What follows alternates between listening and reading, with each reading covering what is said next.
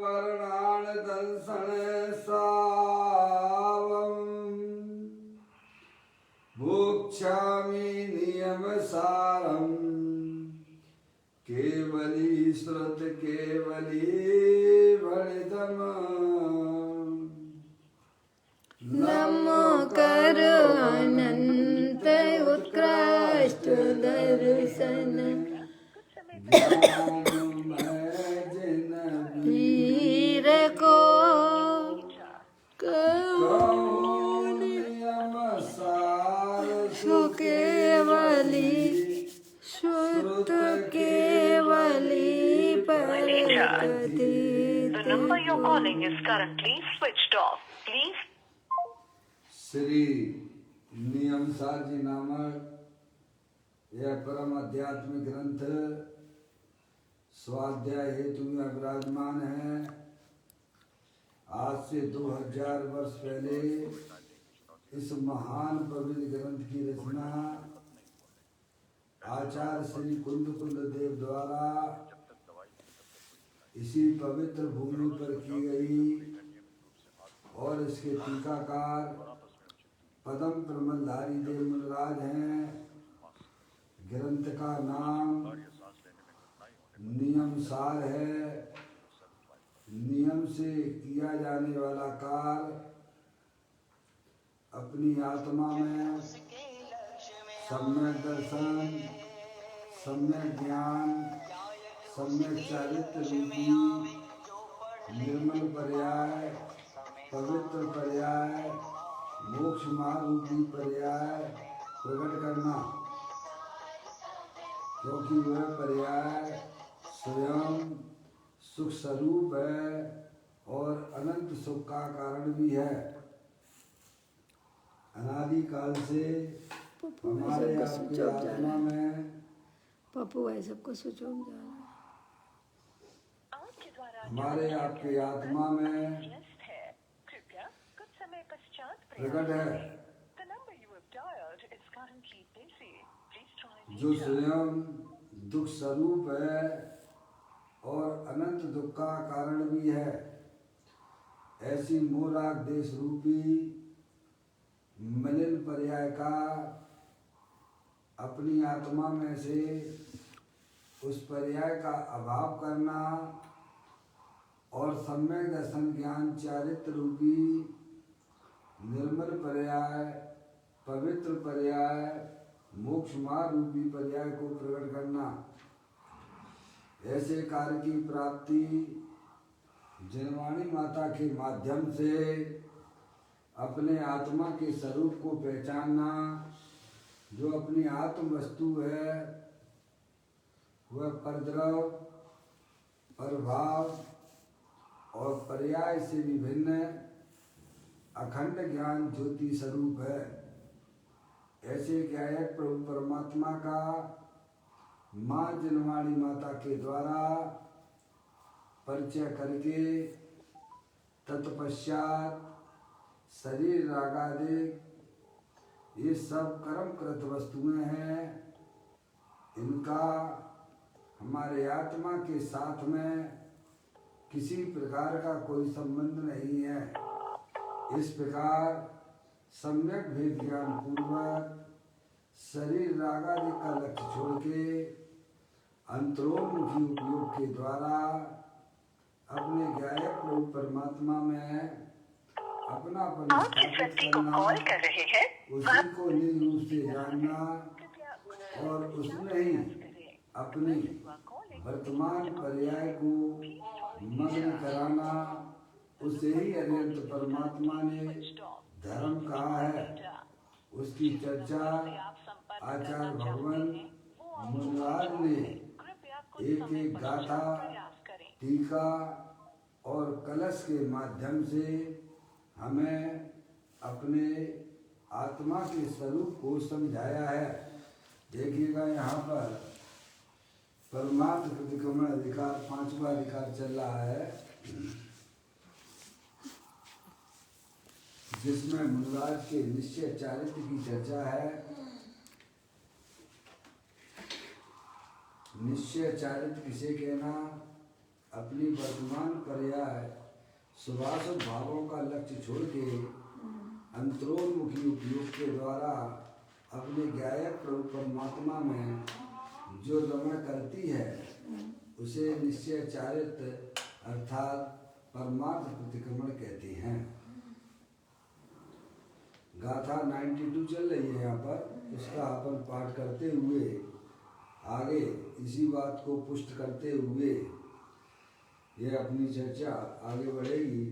यहाँ पर अमृतचंद आचार्य देवव्रत समय सार जी में 189 नंबर का श्लोक है, उस श्लोक पर अपनी चर्चा प्रारंभ करेंगे। इससे पहले 92 नंबर गाथा का पाठ करते हैं। उत्तम पदार्थ आत्मा में लीन मुनिवर कर्म को घातते हैं, इसलिए निज ध्यान ही है प्रतिक्रमण। ध्यान प्रतिक्रमण है, अपने भगवान आत्मा का ध्यान करना, यानी अपनी वर्तमान ज्ञान की पर्याय में शरीर रागादेश पर पदार्थों का लक्ष्य छोड़ के अंतरोन्मुखी उपयोग के द्वारा जो पर्याय अपने गायक प्रभु परमात्मा में लीन होती है उसे ही वास्तव में निश्चय प्रतिक्रमण कहते हैं। अपना जो आत्म वस्तु है वह तीनों काल उत्तमार्थ है, यानी उत्तमार्थ का ना शुद्धात्म जो वस्तु है वो उत्तमार्थ है, और जो अपने ऐसे उत्तमार्थ आत्म वस्तु में अपनी वर्तमान पर्याय को मग्न कराते हैं वे जीव क्या करते हैं, जो आत्मा के साथ में 8 कर्मों का संयोग है उसका नाश करते हैं और अल्पकाल में अर्यंत सिद्ध पर्याय को प्राप्त कर लेते हैं। यह गाथा में सिखाती है। अब देखिएगा इसी गाथा के ऊपर इसी गाथा की बात को पुष्ट करने के लिए आचार्य अमृतचंद देव का यहाँ पर कलश का रेफरेंस दिया जा रहा है कि यही बात जो है आचार्य अमृतचंद देव ने समय सार जी के ग्रंथ में भी यह बात यहाँ लिखी है। आप निकाल लीजिए 745वें पेज पर ये प्रवचन नियम सार प्रवचन चल रहा है गुरुदेव श्री के माध्यम से, आप उसको निकालें। उसका मैं पाठ करता हूँ। ये जो है बाद में आती है पुष्पालो।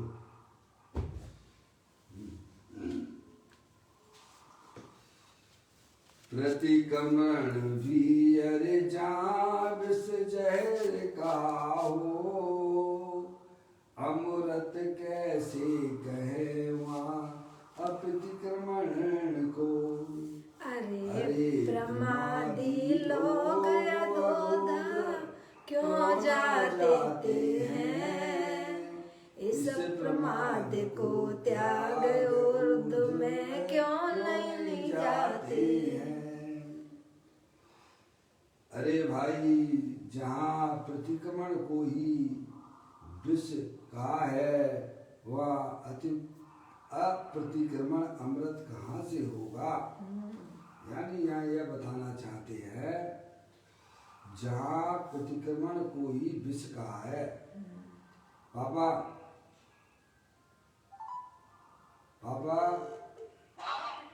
हाँ, ये थोड़ी आवाज वैसी आ रही है, सोने की आवाज आ रही है।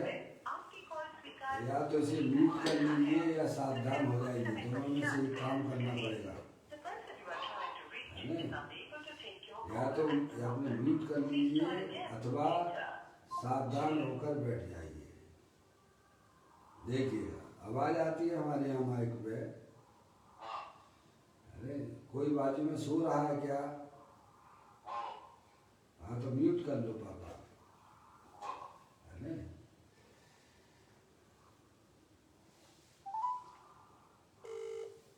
देखिएगा यहाँ क्या कहते हैं, इस कलश में 189वें नंबर का कलश है आचार्य अमृतचंद देव का।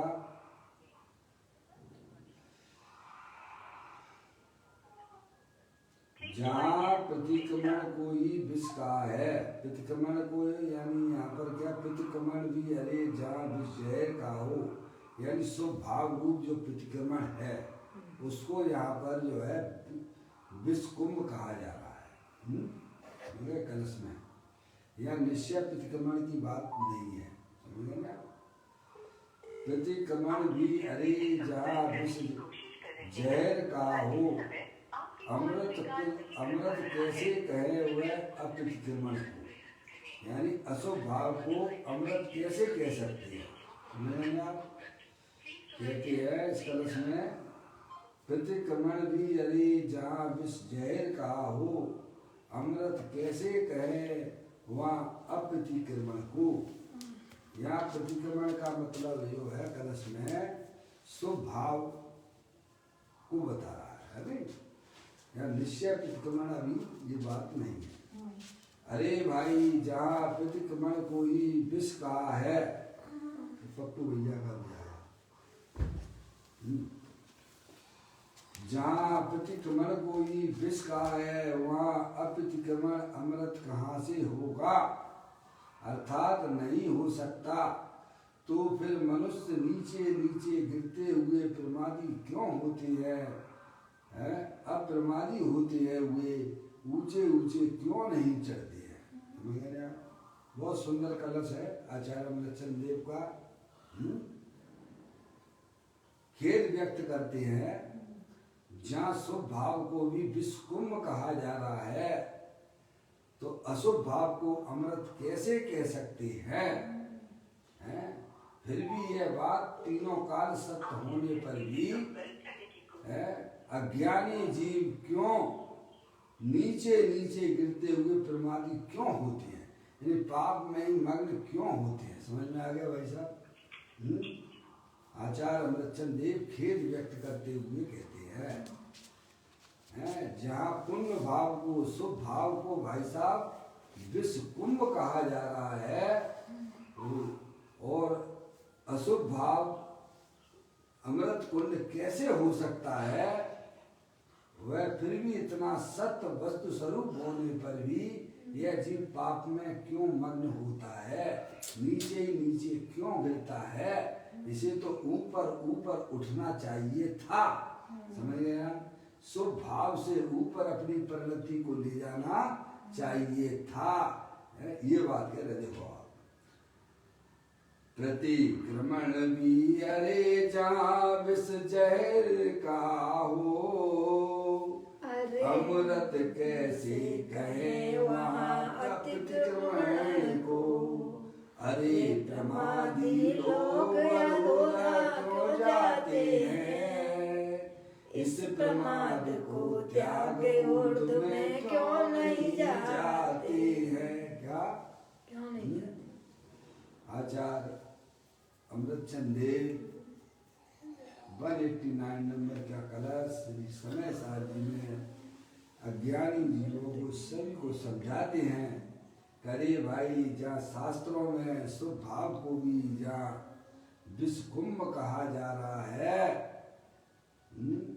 फिर अशुभ भाव यानी पाप के परिणाम को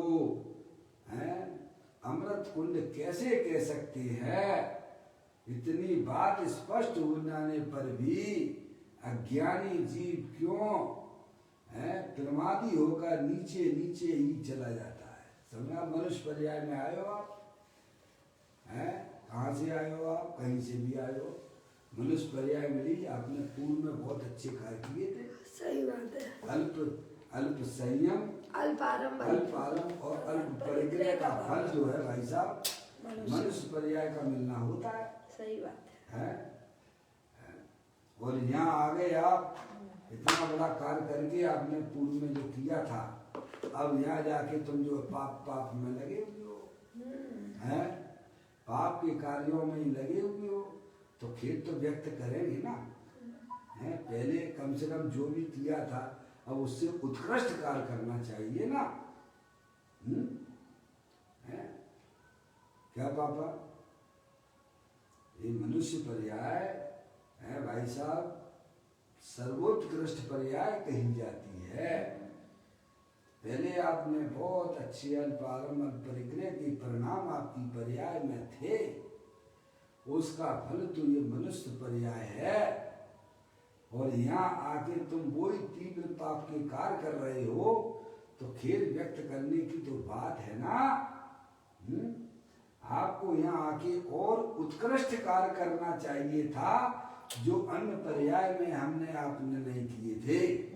नर भव मिला है मैं अपूर्व कार्य करूंगा, पाया है जिन शासन भव का अभाव करूंगा। क्या वैसे काय के लिए आए थे मनुष्य पर्याय में? भव का अभाव के लिए है। पहले से निकृष्ट कार्य करने के लिए आए हो कि पहले से उत्कृष्ट कार्य करने के लिए आए हो?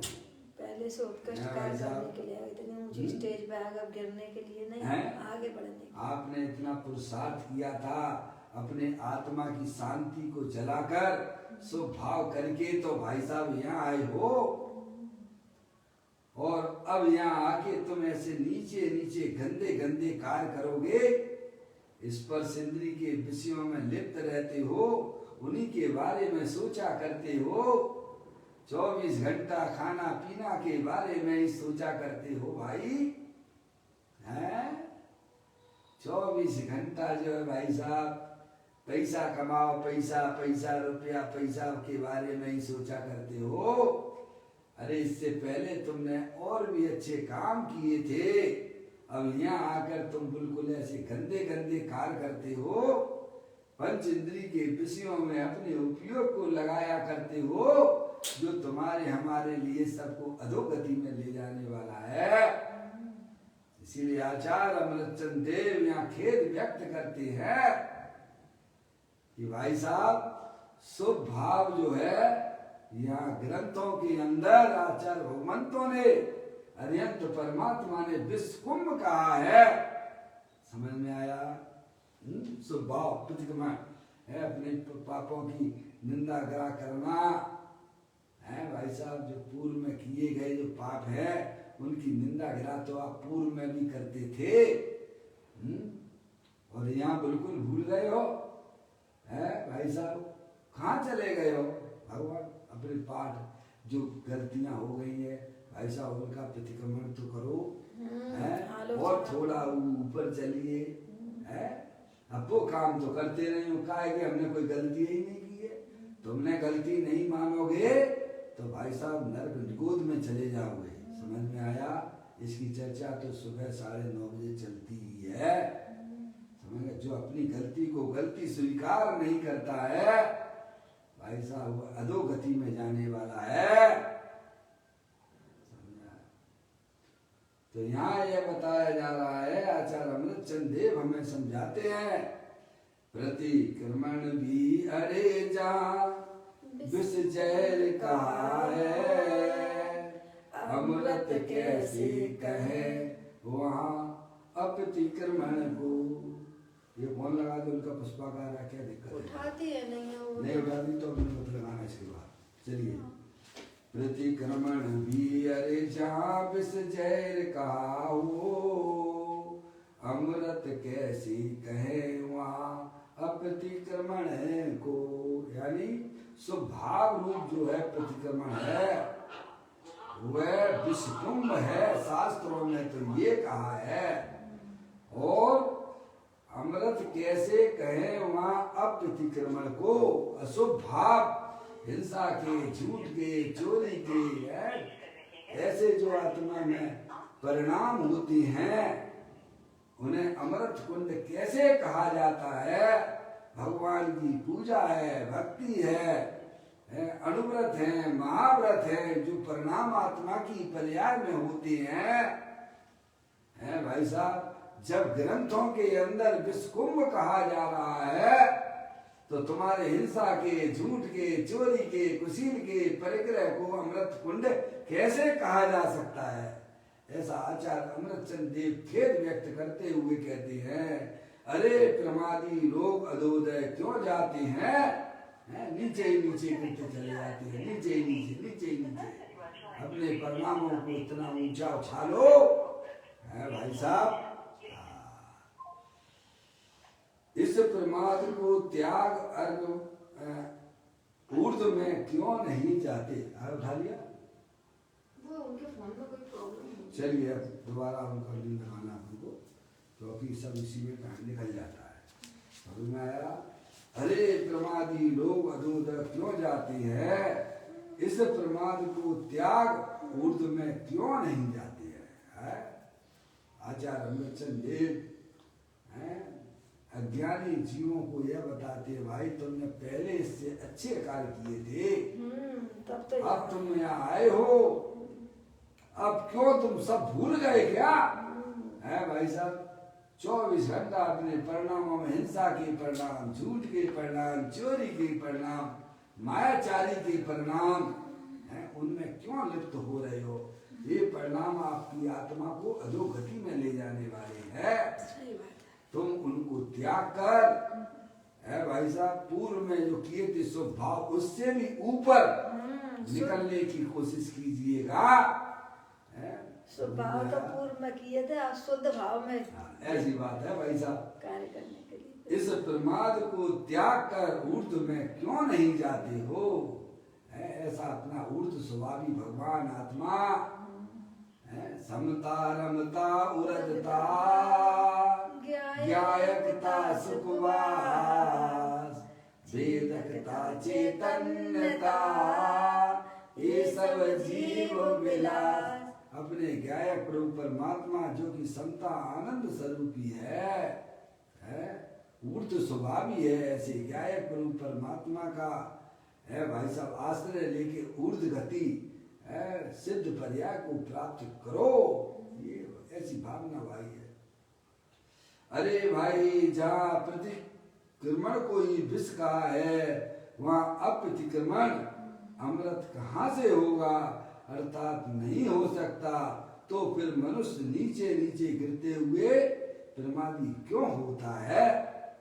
अप्रमादी होते हुए ऊंचे ऊंचे क्यों नहीं जाते, क्यों नहीं चढ़ते? अप्रमादी यानी यहाँ स्वभाव भाव को प्रमाद से भी दशा कही गई है। अप्रमादी यानी अपना ज्ञाय प्रभु परमात्मा या शुद्धात्मा जो कि तीनों काल अप्रमादी स्वरूप है, उसका आश्रय लेने पर पर्याय में है भाई साहब अप्रमादी रूपी दशा, तो जागृत दशा समझे ना, उसे कहते हैं। अब देखिए, जो शास्त्र ब्रह्मचर्य के स्वभाव को भी बुद्धि को उठाया नहीं था उन्होंने, कहते हैं जो शास्त्र ब्रह्मचर्य के स्वभाव को भी धर्म ना कहे, समझ गया, वे शादी आदि के अशुभ भाव की आज्ञा तो दे ही कैसे सकती है? दिगंबर शास्त्रों में ब्रह्मचर्य के स्वभाव को भी धर्म ना कहे, क्या मात्र शरीर की क्रिया, भाई साहब शरीर से ब्रह्मचर्य ले लिया हमने, बाल ब्रह्मचारी है, ऐसा परिणाम शुभ परिणाम हुआ करता है, समझ लो यार। उनसे दूर रहना, इंद्रिय के स्पर्श इंद्रिय आदि के विषयों से दूर रहना, कैसा उसे स्वभाव कहती है शास्त्रों में है। ब्रह्मचर्य के स्वभाव को भी धर्म ना कहे शास्त्र में, वे शादी आदि के अशुभ भाव की आज्ञा तो दे ही कैसे सकती है? समझ आप है, वो कोई शास्त्र हो सकते हैं कि भाई साहब शादी करो है, पंच इंद्रिय के विषयों में मस्त रहो है, बच्चे पैदा करो, ऐसी आज्ञा क्या जिन्हें भी परमात्मा दे सकते हैं क्या? है समझिए, वे तो भाई साहब ये कहेंगे कि इन पंच इंद्रिय के विषयों से दूर हटके भाई साहब अपनी आत्मा का कल्याण करो, समझ नहीं आप? ये तो सब अज्ञानी जीव सब पंच इंद्रिय के विषयों में मस्त हो रहे हैं।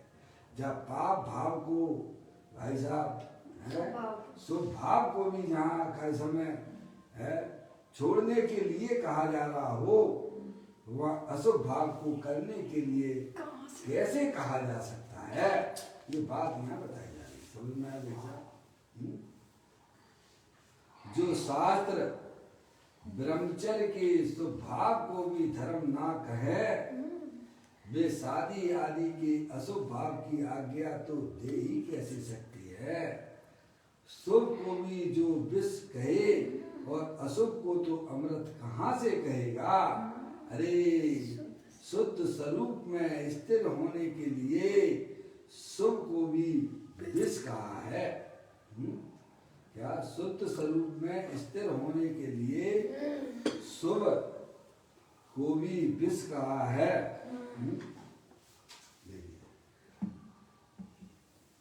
फिर भी वे जीव शुद्ध स्वरूप में क्यों नहीं ठहरते। फिर भी जीव शुद्ध स्वरूप में क्यों नहीं ठहरते। आचार्य भगवान अरिहंत परमात्मा शुभ भाव में खड़े होने के लिए नहीं कहते हैं। अशुभ की तो बातें छोड़ दीजिएगा, शास्त्रों में अशुभ का कोई उपदेश नहीं है, बल्कि शुभ भाव को भी छोड़ने का उपदेश है। अपने ज्ञायक प्रभु परमात्मा को पहचान कर उसमें अपनी परिणति को लीन करो, ये उपदेश अरिहंत परमात्मा का है। समझ लें आप। कहते हैं शुद्ध स्वरूप में स्थिर होने के लिए शुभ को भी विष कहा है। क्या ऊपर कहा ना, ऊपर जाने के लिए कहा। क्या कहा आचार्य भगवंतों ने। शुद्ध स्वरूप में स्थिर होने के लिए, किसके लिए, शुभ को भी विष कहा है। शुभ रूपी परिणाम भगवान की पूजा का, भक्ति का, अनुव्रत का, महाव्रत का जो परिणाम शुभ भाव है, उसको छोड़कर कहाँ जाना भाई साहब। शुद्ध स्वरूप में अपने भगवान आत्मा में जाना। ऊपर के लगे हैं, ऊपर जाने का उपदेश है, नीचे गिरने का उपदेश शास्त्रों में कहीं भी नहीं है। आगे बात समझ रहे हैं।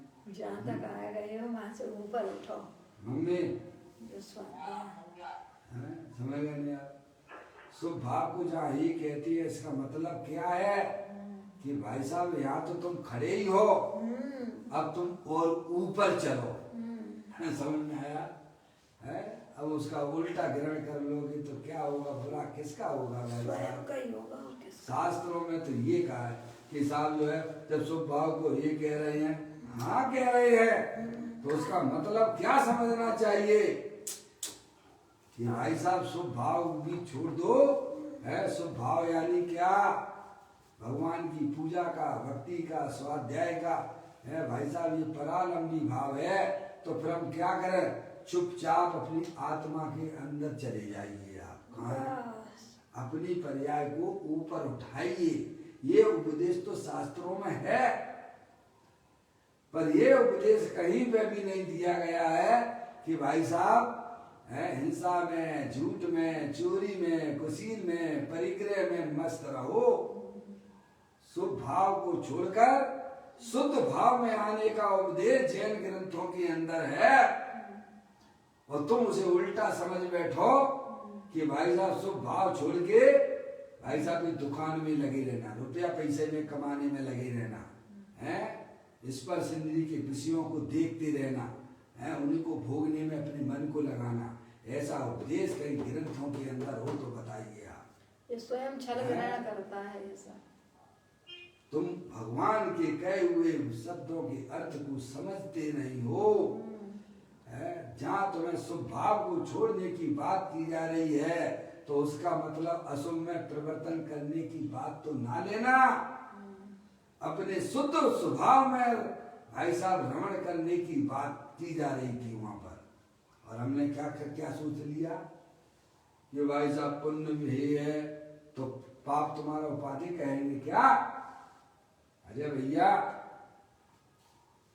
अजय भैया आवाज आ रही है, अजय भाई,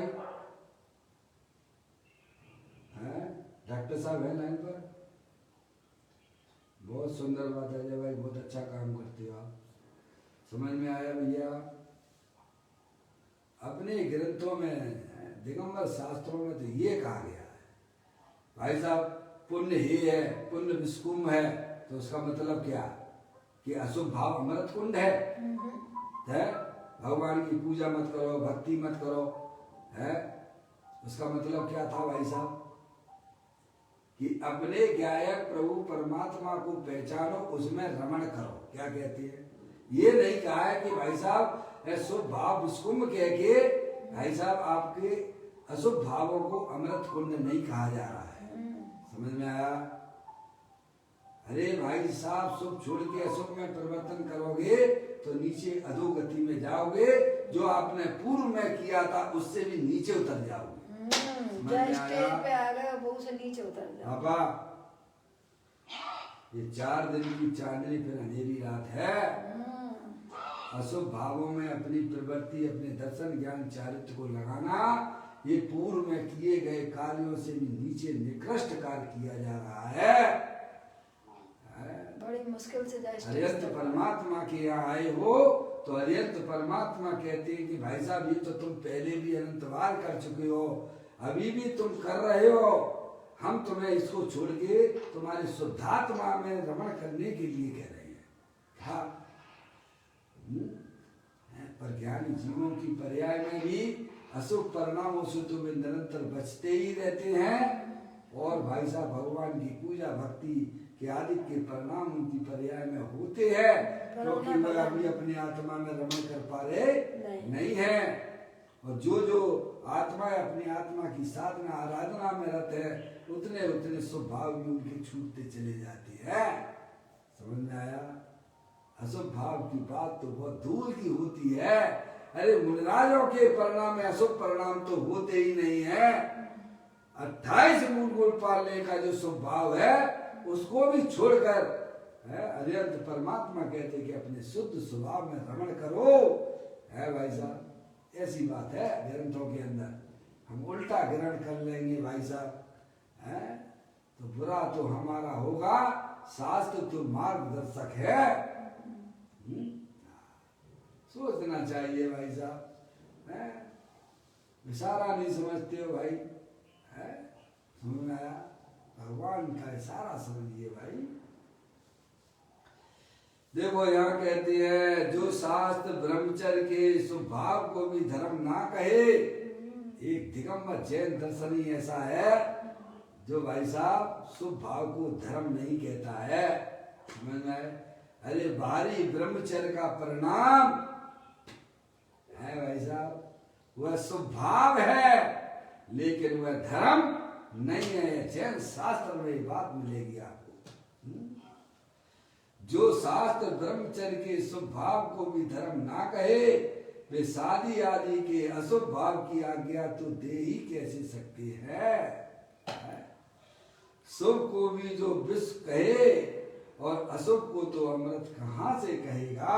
ऐसा आचार्य अमृतचंद जी ने 1000 वर्ष पहले कहा ये बात। अरे शुद्ध स्वरूप में स्थिर होने के लिए क्या में शुद्ध स्वरूप अपना भगवान आत्मा देह देवल में विराजमान है, पर द्रव पर भावों से भिन्न, अपने ज्ञानादि अनंत भावों सहित देह देवल में विराजमान है। साथ शुद्ध स्वरूपी भगवान आत्मा आपको कहीं जाना नहीं है। ऐसा भगवान आत्मा देह देवल में वर्तमान में विराजमान है। ऐसे शुद्ध स्वरूप में स्थिर होने के लिए मौसी किन कौन के अपने शुद्ध स्वरूप में स्थिर होने के लिए, ये भगवान के शुद्ध स्वरूप शुद्ध आत्मा में स्थिर होने के लिए नहीं। समझ में आया? कहते हैं शुद्ध स्वरूप में स्थिर होने के लिए शुभ को भी विष कहा है। शुभ भाव जो है वे परालंबी भाव है। वे भगवान की पूजा का भक्ति का कितनी देर करोगे भगवान की भक्ति भाई साहब, हैं? भगवान की पूजा पर परमात्मा की भक्ति पूजा कितनी देर तक कर सकते हो? स्वाध्याय कितनी देर तक कर सकते हो? वे परावलंबी भाव है कि स्वभावलंबी भाव है? भाई साहब जब तक आपकी इंद्रियां काम कर रही हैं तब तक है मम्मी है, जब तक चक्षु इंद्रिय काम कर रहा तभी तक शास्त्र पढ़ सकते हो। और उसमें भी आप कितनी देर तक पढ़ोगे भाई साहब? उसमें आपको आनंद आएगा क्या? जब तक कान तुम्हारे काम कर रहे हैं तभी तक तुम श्रवण कर सकते हो, हैं? कितनी देर तक करोगे? तो ये सब परानंदी भाव है, समझ आया? आचार्य भगवान कहते तुम कब तक पर का अवलंबन लेते रहोगे भाई साहब? मेरा भी अवलंबन तुम कब तक लेते रहोगे? तुम इसको भी छोड़ो भाई, हैं? अपने गायक प्रभु परमात्मा में चले जाओ। कहाँ चले जाओ? रहिए अनंतानंत काल यथा तथा शिव, देखो सिद्ध परमात्मा हैं, उनकी पर्याय देखिएगा भाई साहब, हैं? कब तक रहेगी? कब तक अपने गायक प्रभु परमात्मा के साथ रहेगी? रहिए अनंतानंत काल, कब तक है? कब तक? सिद्ध भगवान की पर्याय है अपने गायक प्रभु परमात्मा में कब तक रहती है? कब तक रहेगी? है वैसा अनंत काल तक का समय अब गायक प्रभु परमात्मा का अवलंबन आश्रय लिए रहती है भाई साहब। तुम थोड़ा थोड़ा तो लो, भगवान भी कह रहे हैं वैसा ही आत्मा तुम्हारे पास में भी है, उसके आश्रय की बात की जाती है जैन दर्शन में, समझ गए? क्योंकि तुम्हारा और भगवान की आत्मा में कोई अंतर नहीं है। ऐसा तो ग्रंथों में लिखा हुआ है कि भाई साहब शुभ भाव को छोड़ के शुद्ध स्वभाव में जाने का उपदेश तो ग्रंथों के अंदर है, पर शुभ भाव को छोड़ के अशुभ भावों में परिवर्तन करना अधोगति में जाने का हो गया भाई साहब। है जैन ग्रंथों को थोड़ा समझने का प्रयत्न करना चाहिए। कहते हैं शुद्ध स्वरूप में स्थिर होने के लिए शुभ को भी विष कहा है? फिर भी जीव शुद्ध स्वरूप में स्थित होने के लिए शुभ को भी विष कहा, फिर भी जीव शुद्ध स्वरूप में क्यों नहीं ठहरते? क्या? फिर भी जीव शुद्ध स्वरूप में क्यों नहीं ठहरते? क्या? आश्चर्य प्रकट कर रहा है यहाँ से। क्या? ग्रंथों का सार जानते नहीं? सारे ग्रंथों का देखा न भाला, सर से ऋषियों का ना उतारा, सौदा घाटे का कर हाथ माथे पर रोवन लागा, सारे साथी जागे तू न जागा, बिरला अमृत भरा वक्त क्यों घोरा, आलसी सोरा बनिया भागा, सारे साथी जागे तू न जागा। ग्रंथ तो यह बताते हैं कि भाई साहब शुभ भाव को भी छोड़िए और अपने गायक प्रभु परमात्मा में अपनी पर्याय को स्थिर कीजिए। ये ग्रंथों का सार है। ग्रंथ यह सिखाते हैं हमको भाई साहब, ये नहीं है कि शुभ भाव को छोड़ के है भाई साहब अपनी दुकानदारी में लगे रहना। ये ग्रंथों के अंदर कहीं भी ये बात नहीं लिखी हुई है। शुभ भाव को छोड़ के आपको बढ़िया चीज खिलाना चाहते हैं पंच परमेष्ठी। अरे शुभ भाव तो परालंबी तत्व है, उसमें आत्मा की शांति नहीं है, तो अशुभ भावों में भाई साहब क्यों परिवर्तन कराएंगे? वो तो हलाहल विष है। ये बात है ग्रंथों में ये लिखा हुआ है भाई साहब। है अपने गायक प्रभु परमात्मा जो कि अमृत का कुंड है उसका सेवन करो। तुमने आज तक अपने गायक प्रभु परमात्मा का सेवन नहीं किया है, उसके लिए अरिहंत परमात्मा आचार्य परमेष्ठी हमें ये आज्ञा देती है, ये काम करो। और हम वो काम ना करके रोज ही न जाएंगे, भगवान की पूजा करेंगे, भक्ति करेंगे। जो नहीं करते हैं वे तो अधोगति में जाने वाले हैं ही। मौसी बुद्धिपूर्वक करो। जो भगवान की अरिहंत परमात्मा की पूजा नहीं करता है, भक्ति नहीं करता है, स्वाध्याय नहीं करता है, अभक्ष का सेवन करता है, वह तो अधोगति में जाने वाला है ही। कोई नहीं लेकिन जो स्वभाव में ही रुक गया है, उससे ऊपर नहीं हटता है, वह भी क्रम से अधोगति में हो भी जाएगा। भगवान का उपदेश तो ऊपर चढ़ने का है, नीचे गिरने का नहीं है। स्वभाव ये है भाई, तो अशुभ भाव तुम्हारे अमृत के कुंड नहीं हो जाएंगे, ये उपाधि नहीं होंगे। ग्रंथों को पढ़ते नहीं हो भाई साहब, है तो भाई साहब एक कांची स्वामी हो गए भाई साहब, स्वभाव को ये कहती है। अरे वे स्वभाव को ये कहते हैं तो ऊपर जाने के लिए कह रहे हैं कि अपने शुद्ध स्वभाव में जाओ। स्वभाव में तो तुम अनादिकाल से खड़े हुए हो। आचार्यों की शैली में बात की है कांची स्वामी ने, समझ में आया। एक भी अक्षर अपने घर का आगम से विरुद्ध नहीं बोलती हैं वो, पहचानते ही नहीं हो भाई साहब। ना तो आने वाला 9 बजे, आपका 9:30 बजे, समझ सब बात खुलासा की है वहां पर। कहते हैं फिर भी जीव शुद्ध स्वरूप में क्यों नहीं ठहरते। भगवान ने तो ये उपदेश दिया है। कहाँ ठहरने की बात की भगवान ने? शुद्ध स्वरूप। आचार्य भगवंतों ने कहाँ ठहरने की बात की है? अपने शुद्ध स्वरूप में है भाई साहब। अपना शुद्ध स्वरूपी भगवान आत्मा जो परब्रह्म से भिन्न है और अपने भावों से अभिन्न है, ऐसे गायक प्रभु परमात्मा में अपनी पर्याय को स्थिर करो। ये है पंच परमेष्टि का उपदेश है, समझ गए आप। स्वभाव को ये बताया जा रहा है कि स्वभाव में तो तुम अनादिकाल के रुके हो भाई साहब, है। भगवान की पूजा भक्ति कोई धर्म मान के बैठ गए हो भाई, इससे तुम्हारा कल्याण नहीं होगा। तो प्रभु कल्याण कैसे होगा? कि अपनी आत्मा को जानो, अपनी आत्मा को पहचानो और अपनी आत्मा में अपनी पर्याय को भाई साहब मग्न करो, तो तुम्हारा कल्याण होगा। ये कह रहे हैं। देखो, फिर भी जीव शुद्ध स्वरूप में क्यों नहीं ठहरते और नीचे गिरते हुए प्रमादी क्यों होते हैं, ऐसा आचार्य ब्रह्मचर्य देव खेद व्यक्त करते हैं। शुभ को भी छोड़कर शुद्धता में ऊंचे क्यों नहीं चढ़ते। क्या? शुद्ध को भी छोड़कर शुद्धता में ऊंचे क्यों नहीं चढ़ते। हमारा आशय तो शुभ को भी छोड़कर शुद्धता में ले जाने का था। क्या था? क्या उपदेश क्या था आचार्य भगवंतों का, मुनिराजों का?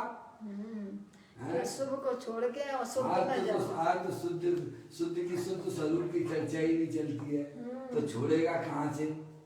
समझ गए? उल्टा ही उपदेश दे देंगे भाई साहब, भगवान की पूजा करो, भक्ति करो, दया दान दो भाई साहब, तो आपका कल्याण हो जाएगा। बताइए आप, हैं?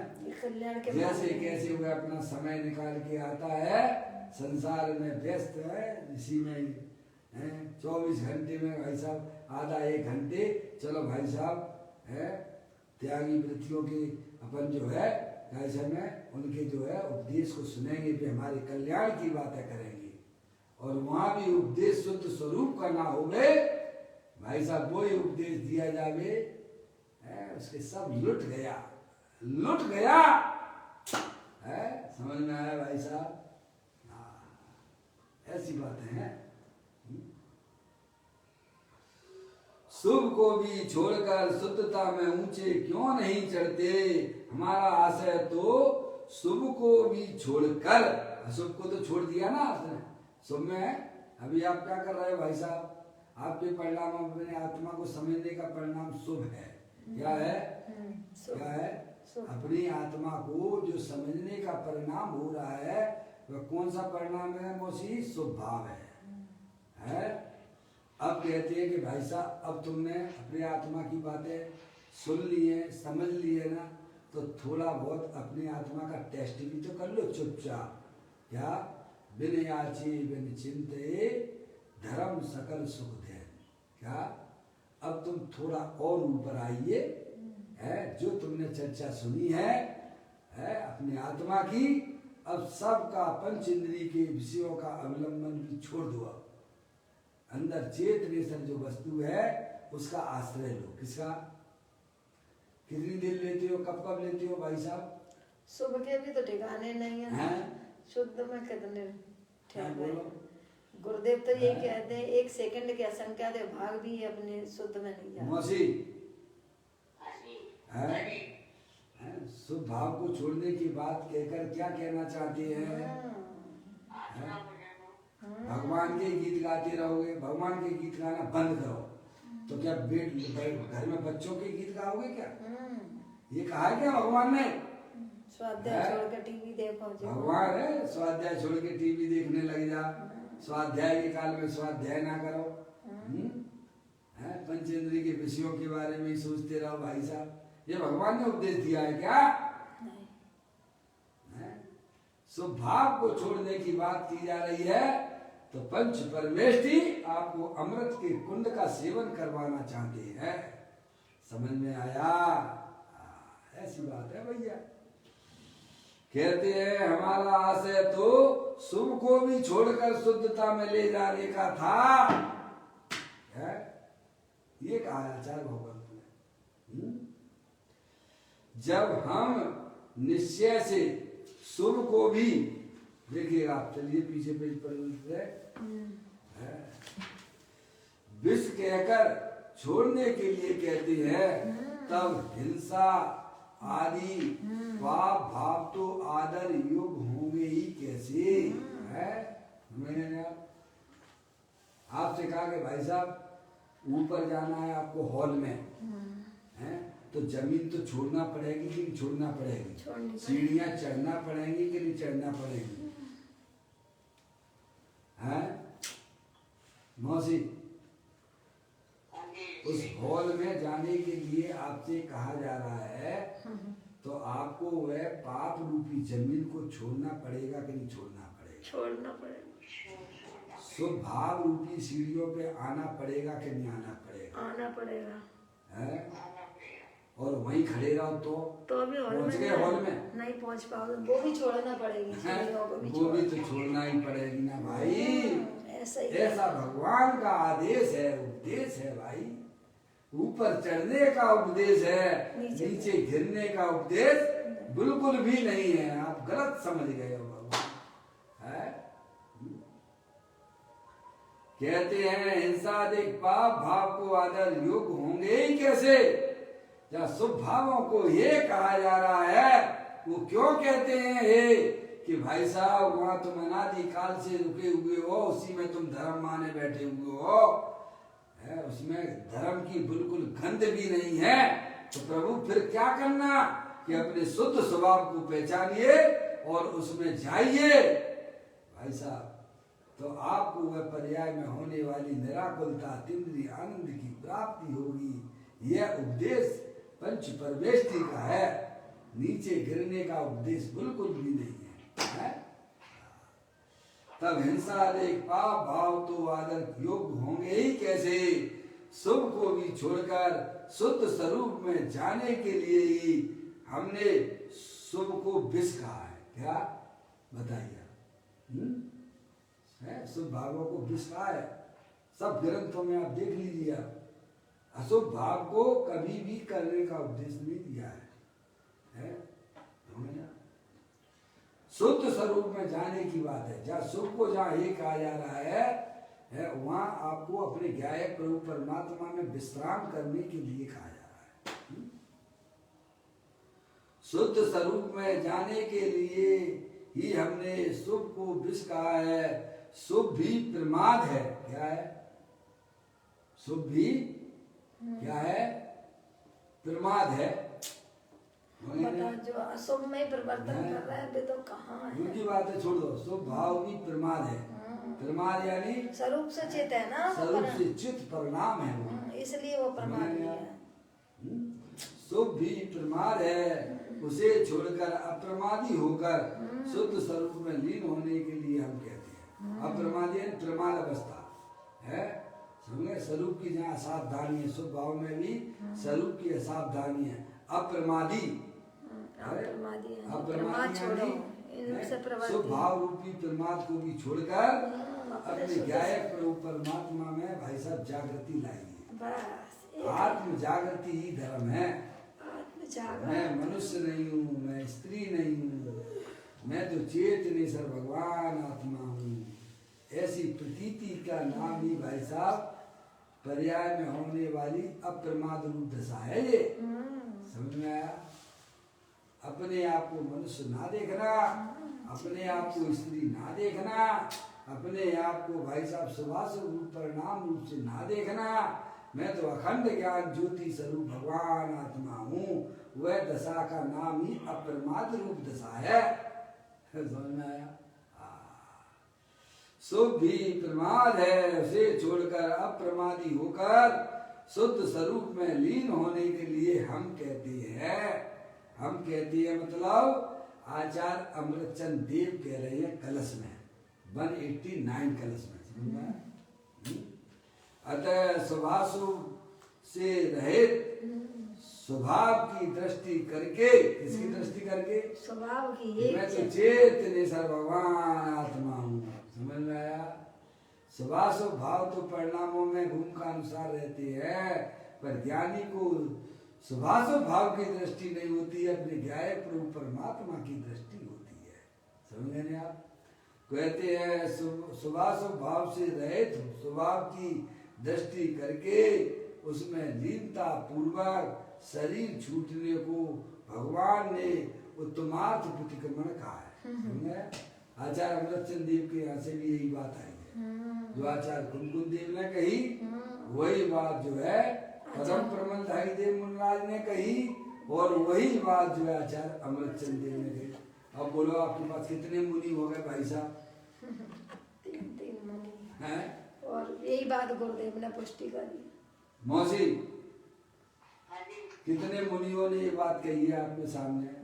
आचार्य कुमकुम देव ने कहा, उनके टीकाकार पदम प्रमलधारी देव मुनराज ने कहा है, और आचार्य कुमकुम देव के बाद 1000 वर्ष बाद आचार्य अमृतचंद देव ने कहा। क्या कहा भाई साहब? अपने आत्मा को अपना जानना, अपने आत्मा को ही अपना मानना, और अपने आत्मा में ही अपनी परिणति को मग्न कराना, वही वास्तव में उत्तमार्थ प्रतिक्रमण है। हम बताओ है? और यही बात हमें गुरुदेव श्री भी समझा रहे हैं। समझिए, आचार्य भगवंतों की शैली में उन्होंने हमको समझा दिया। बताइए आप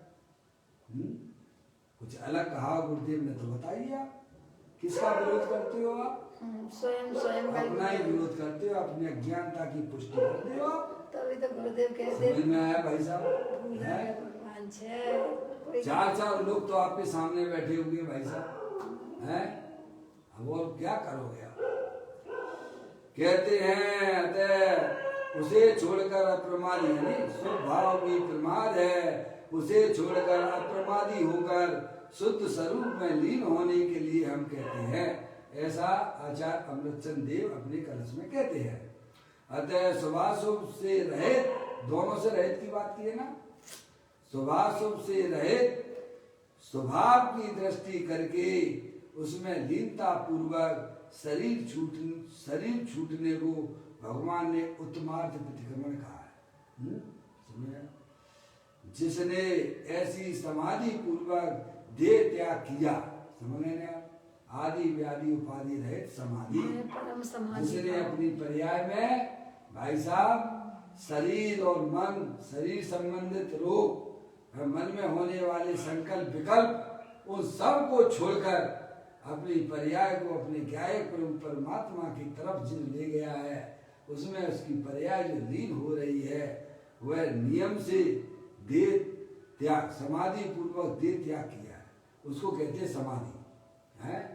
इस प्रकार शरीर को छोड़ती है, उसे पुनः देह धारण करना ही नहीं पड़ता है। जो इस प्रकार का भाई साहब समाधि लेते हैं, अब पुनः उनको कई समय शरीर मिलने वाला नहीं है, क्योंकि उन्होंने अपने आत्मा को भाई साहब द्रव कर्म, भाव कर्म, नौ कर्म से रहित अपने आत्मा को जाना है, उसे अपना माना है, और उसमें ही अपनी पर्याय को रमण करा रहे हैं। अब उन जीवों को कभी भी 4 गति 84 लाख की योनियों का कोई भी शरीर प्राप्त होने वाला नहीं है। समझा? उसी का नाम भाई साहब समाधि है। ये बात यहाँ में समझाई है। अब देखिएगा आगे चलते हैं अपन। और इस 92 की गाथा की टीका पूर्ण करते हुए टीकाकार मुनिराज श्लोक कहते हैं। अब श्लोक का अपन पाठ करते हैं। श्लोक का जहाँ तक चलेगा वहाँ अपन चलाएंगे। रे ध्यान दे विकल्प भी सब कल्पना में रंभ है। एक आत्मा के ध्यान बिन सब भाव भव के मूल है। यह जान कर शुद्ध सहज परमानंद अमृत बाण में डुबकी लगा कर संत जन हो मगन परमानंद में। 32 नंबर कलश है, उसका ही पूरा रेंज आ गया। अरे ध्यान दे कितने नंबर का कलश? 32 नंबर का। आचार्य अमृतचंद देव ने भी तो यही कहा। सुख शांति। ज्ञानियों का एक ही बात कहेंगे, अज्ञानी नाना प्रकार से बातें करता है। ज्ञानियों की बात एक ही होगी। अनादिकाल से एक ही बात की जा रही है और आगे भी जो भी बातें होंगी ज्ञानियों की एक ही बात होगी। भाई साहब अपने आत्मा को पहचानिए। तुम आत्मा हो, तुम शरीर नहीं हो। भाई साहब शरीर को देखना छोड़ दीजिएगा। तुम तो अखंड ज्ञान ज्योति स्वरूप हो। रे ध्यान दे विकल्प भी सब कल्पना में रम है। एक आत्मा के ध्यान बिन सब भाव भव के मूल है। ये जान कर शुद्ध सहज परमानंद अमृत बाण में डुबकी लगा कर संत जन हो मगन परमानंद में। ऐसा भगवान आत्मा सबके पास है। डुबकी लगा रहे हैं, तुम नहीं लगा सकते क्या? उसमें मग्न होने के लिए बात की जा रही है। भाई साहब डुबकी लगाओ सब। डॉक्टर साहब ऐसी कोई बात नहीं है।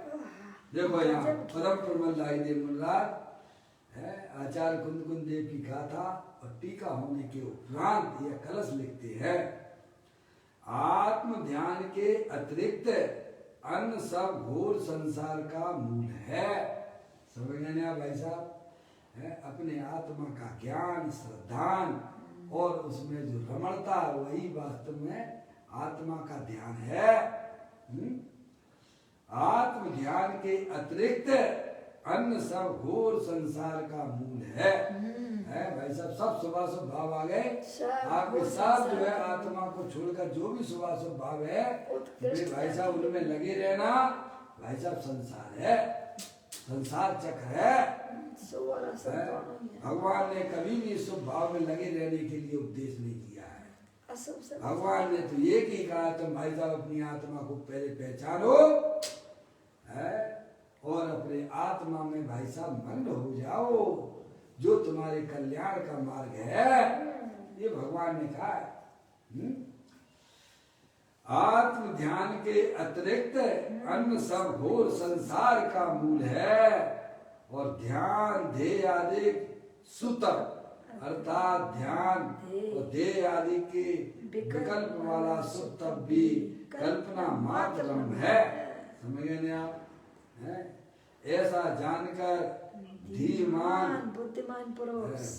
यानी बुद्धिमान पुरुष सहज परमानंद रूपी पीयूष के पूर में डूबते हुए निमग्न होते हुए ऐसे एक सहज परमात्मा का आश्रय करते हैं। ये है समझदार लोग, भगवान का सारा समझ जाती है। समझ गए। जैसे गौतम गर्दर होने से पहले गौतम भगवान का सारा समझ गए। समझ गए आप? समझ गए कि नहीं समझ गए मुझसे? और आप तो रोज ही ना सुनते हैं। देखो तो नेक आए कैसा में अरे भगवान को देखा मान स्तंभ देखा पूरा मान उनका जो संसार वाला था तो चकनाचूर हो गया भाई साहब। हम कहाँ उल्टे सीधे कार्यों में लगे हुए थे। हैं? भगवान जहाँ देख रहे मूर्खों के गुरु बनने की अपेक्षा है भाई साहब 500 चीलों के गुरु थे वे। 500 मिथ्या दृष्टि उनके गुरु बने बैठे थे। हैं? इससे बेहतर ये है किसी समझदार के भाई साहब चेला बन जाओ तो अच्छा है। 500 मूर्खों के गुरु बनने की अपेक्षा तो एक समझदार चतुर पुरुष के भाई साहब शिष्य बन जाना वो ज्यादा तुम्हारे लिए कल्याणकारी है। ये समझ गए थे सारा भगवान का। ओहो भगवान ये कहना चाहती है इस जगत में अगर कोई सर्वोत्कृष्ट पदार्थ है तो वह अपना आत्मा है उसमें अपनी पर्याय को भाई साहब मग्न कराओ। ऐसे एक सहज परमात्मा का आश्रय करते हैं। अब पूज्य गुरुदेव श्री इसी कलश का खुलासा करते हैं भाई साहब। इसका खुलासा कल अपन पढ़ेंगे। अभी अपन समय के अनुसार इतना ही पढ़ पाए हैं। कल ये कलश भी अपना पूरा पढ़ेंगे। गुरुदेव श्री इसका खुलासा भी करेंगे। निज निधि निज में बताई ये अनंत अनंत उपकार है उसके लिए जिन वाणी माँ को वंदना सतबार है वंदना सतबार है। 9 बार नमोकार